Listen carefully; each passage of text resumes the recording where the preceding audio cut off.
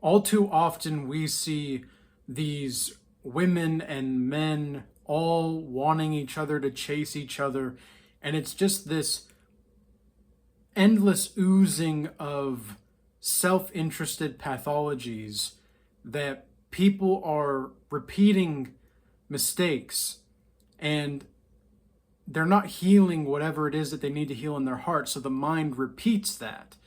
They will repeat all of these old patterns because they don't know how to actually move past that. And so in today's video, I want to discuss how and why women want you to chase them, and only beta males really chase. And really, I don't think anyone should chase in a relationship, but we have to understand the spiritual branches of what's actually happening before we can move forward into why the things that are happening are happening. Why do you chase women, or why do men chase women, and why do men or women want them to chase each other, and whatever. It's just this loop that goes round and about, right? This merry-go-round of pathology, and we want to break those cycles. And so this is a diagram of the relationship with your unconscious mind and the opposite gender. Because the way that you relate to your unconscious is going to be the way that you relate to the opposite gender. Okay, so at the very bottom here, we have men/women. So whoever it is that you're trying to relate to, and however it is that you're trying to relate to, that is going to be there at the bottom, of course. Now, you can see here that there's a series of branches that it takes to get to the spiritually reborn / reincarnate spot.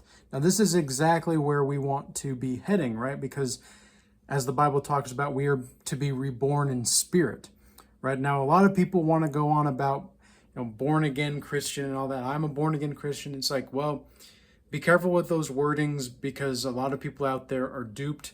They say these things, but they don't actually know what that means. So I'm putting the word spiritually reborn here instead. So what happens is, from women to men, you get to these other branches, whether it's conspiracies and ideological subversion. You start to realize the pathologies and the ideologies of the society and how they're fake and they're not real. And then you also, quote unquote, attain knowledge. So your attaining of knowledge, it's actually just a remembrance. That's why I put it in quotation marks, attaining knowledge. Then we have ego dissolution. Okay, so this is where you start to realize, okay, well, the more I attain knowledge and the more that I incorporate this understanding of the ideological subversions that are actually happening in real time, well, then my ego is going to start to dissolve. And that means I'm going to have to learn about psychology and how my own psychology works. I'm going to have to be self-aware. Okay. Then on this end, you have acknowledging of personal faults. Okay. Now you have to realize, with this knowledge, with the realization of ideological subversion and such, okay, now I have to get to this acknowledging of personal faults, and then I have to understand philosophy. Well, why do I need to understand philosophy? Because philosophy is going to give you the ability to deductively reason why things are the way that they are. It's not to say that philosophy is the end-all be-all, because my philosophy is no philosophy, but I think that you need to learn some kind of sense of philosophy, and you're going to, just as a byproduct, going to have to learn this.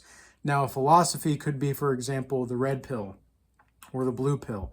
This is a philosophy, but it's not this, okay? It's not the spiritually reincarnate or reborn, okay? It's just a part of the path, all right? This is the passport bros. The philosophy is what happens when you realize the psychology of women, you or men. You also have this ego dissolution, and now you're starting to see your own faults and where you've done wrong in the past, and you're like, okay, well, now I need a new philosophy. Well, so what happens after that? Okay, well, now that you realize All right, all of these things here. Then you have to go into shadow work. Okay, shadow work right here is where you start to look at the darkest parts of you that you don't really want to look at. Okay, so if you've chased women in the past, and maybe a lot of women, well, a lot of women neglect anything past here, really. And a lot of men neglect anything past here on the second set of branches. And only a few are actually going to get to this level here, the third level, and then the fourth level, and then the fifth level. And now, this is not anything set in stone. I want to be clear that I just happened to draw this out because I thought it would be more useful for you to understand it this way. So we've got shadow work, right? We've got shadow work. Shadow work, if anybody's not familiar with Carl Jung's works, or if you join the Regal Change Academy, we have a whole class on the shadow work in the Maps of the Psyche class. And then you have an initiation into the spiritual domain. Okay, you start to see that everything is more spirit than it is matter. All right, and once you start to realize this, you'll start to have a stronger presence. And this will literally flip the script with so many people. Instead of you chasing them, they're going to be chasing you. Now, not everybody that chases you is a good person and wants to be in your life because they actually want to be in your life. Some people just want to chase you because they want your energy. And you're going to have the discernment, which means you're going to have the union of opposites and the accepting of your own faults so that you can see through this kind of stuff. Okay? Then you have access to the higher dimensions of life right here. Okay? And then right here you have the integrating of the passions. So you accept your desires, you accept your faults, but you don't try to repress them. Okay, you inspire yourself through your own creativity, through your connection to God, and then you're associating with the higher dimensions. You're seeing that a lot of people are just acting the way that they act because, well, that's their programming. It's not really them that's acting, it's their programming, or they've actually been infiltrated by other spirits, okay? Then at the very top, you have the spiritually reborn and spiritually reincarnate. Now, the reason that is at the top is because once you go through all of those sets of branches to get to the very top, you're going to, obviously, through accepting your faults, through accepting your desires, through being inspired by your own passions and integrating your own passions, having the union of opposites, you're going to start to see through all of this BS a little bit more. And so it's important to learn about these things so that you can see beyond just what's in front of you. Because a lot of people will stay stuck in the physical.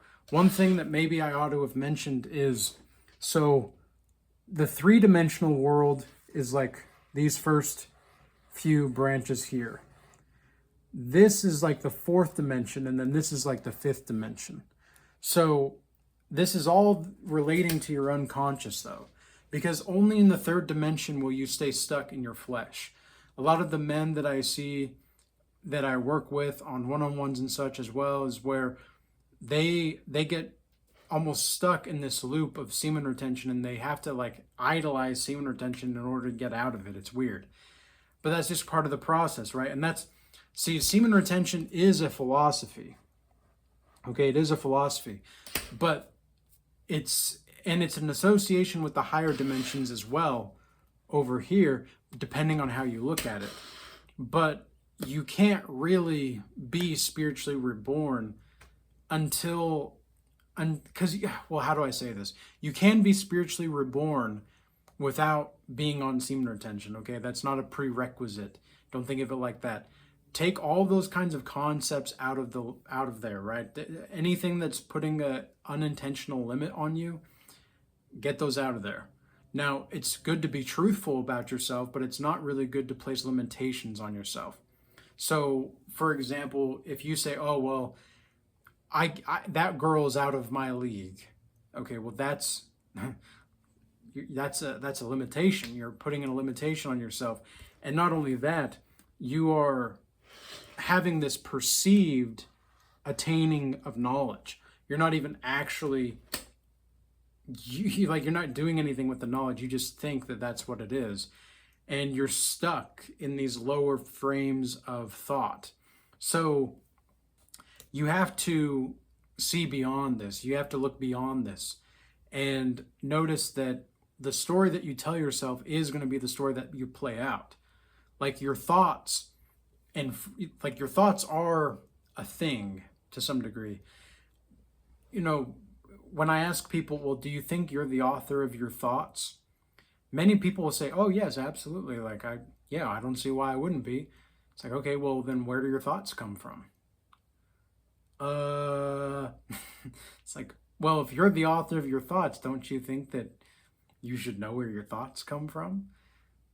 Or are your thoughts just frames of emotion or of images or of words in your mind that are just part of, they're like multi-dimensional objects in a timeless space that is internal, right? Because outside, this is all three-dimensional.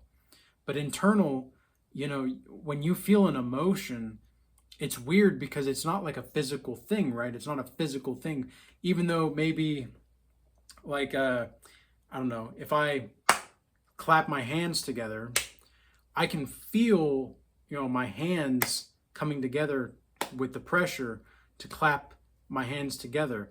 But if I close my eyes, I don't see that physical space. I just feel it, right? I just feel that physical space.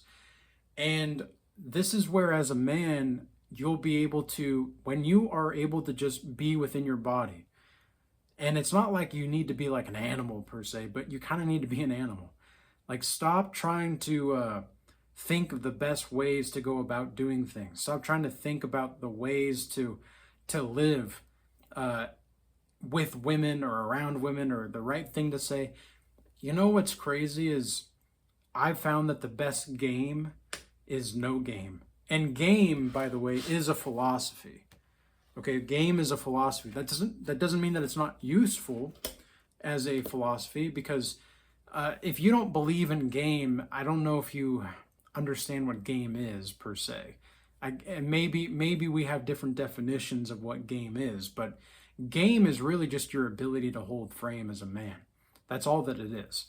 A lot of pickup artists and whatever, they'll tell you that, you know, game is this way of just trying to smooth talk your way into the bedroom. But that's not what game really is, especially for us godly men. That's not what we're aiming to do. Of course, if we're going to find a woman sexually attractive, we're not going to be afraid of that. We're not going to repress that. But we're not going to always act on it right away. And we don't need to act on it right away. Like, I can see an objectively attractive woman and be like, yeah, she's objectively attractive. But on the outside, you know, when I look into her eyes, I'll see if she has a good soul or not. But because a lot of these women out here that want you to chase, they're so used to men not looking at their own personalities. Like, women want to be loved for their personalities, and yet those are the things that are least developed oftentimes with women. And it's not to say that it can't be. It's not to say that it's just to say that that's what it is. Okay, there's a lot of women that have not developed their personalities. This is one of the reasons why, like, I actually find women more relatable when they're like, I don't like putting women on a scale of attractiveness because it's really subjective, right? But if a woman's a 6 or a 7, even a 5, they're more relatable because they have to, like, had a developed personality. But once you get to like the 8, 9, 10, the way that it is like when you're an 8 or a 9 as a woman, you kind of get what you want all the time just because of your attractiveness, and men are willing to do whatever, especially the 9s and the 10s. Like, I remember, I told this story a while back, but there was a young 22, 23-year-old woman over a year ago now that I had told her, you know, I have compassion for you, but I don't think we're romantically compatible. And she told me I was the first man ever to tell her no. She was shocked. She like literally didn't believe me. And I said, ever? And I just couldn't imagine walking the earth for 2 decades plus, never being told no. And this kind of woman, she was, she was attractive, but it wasn't like she was a goddess. Okay, it wasn't like she was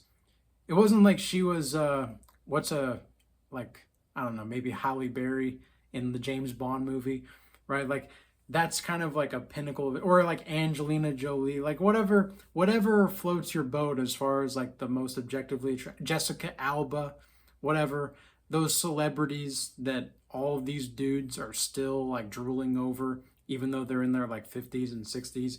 I don't know how old they are, but you guys get what I'm saying. It's just kind of strange, and because these women, yeah, sure, they are attractive and all that, but do they have soul? Do they have spirit? Do they have life to them?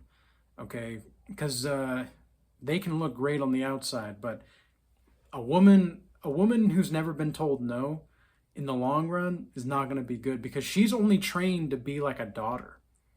Okay, she doesn't know how to be a wife. And a lot of these women want you to chase because they want to feel like daddy's coming to save them. Like, I genuinely think that that's what it is. And I'm not saying that that's, I'm not plastering that across the board. I'm just saying that generally speaking, that's usually like a woman who wants you to chase, that's going to be the case. Hey, look, that's another rhyme. Man, I've been rhyming all day today. Cool. Anyway, so the point is when a woman is wanting you to chase, she's usually in these lower levels. Okay, and guess what? If you're chasing as a man, guess what that means?